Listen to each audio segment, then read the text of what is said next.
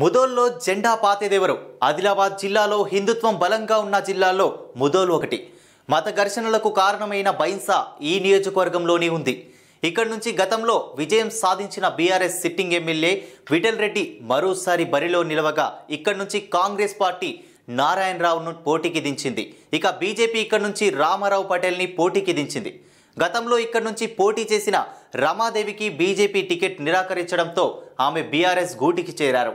మొత్తంగా ముదోల్ నియోజకవర్గంలో జెండా ఎగిరేసేందుకు బీజేపీ ప్రయత్నిస్తుంటే ఆ పార్టీని నిలువరించాలని అటు బీఆర్ఎస్ ఇటు కాంగ్రెస్ ప్రయత్నిస్తున్నాయి. ముదోల్ అసెంబ్లీ సెగ్మెంట్లో 311 పోలింగ్ బూతులు ఉండగా పురుష ఓటర్లు 1,19,910, అలాగే స్త్రీ ఓటర్లు 1,26,102, ట్రాన్స్జెండర్ల సంఖ్య 18 మంది ఉన్నారు. మొత్తం ఓటర్లు 2,46,030 ఉన్నారు. ముదోల్ నియోజకవర్గంలో మున్నూరు కాపులు ఇతర బీసీలు మొత్తం 30% పైగా ఉన్నారు. ఒక్క మున్నూరు కాపు సామాజిక వర్గం ఓటర్లు 15% వరకు ఉన్నారు. ఈ నియోజకవర్గంలో ముస్లిం ఓటర్లు 11.5% వరకు ఉన్నారు. మాదిగలు 7%, మాలలు 6%, ఇతర ఎస్టీలు 6%, ఓసీలు 4.5%, యాదవులు 4%, పద్మశాలి 4%, తెలుగు ఓటర్లు 3% ఉన్నారు.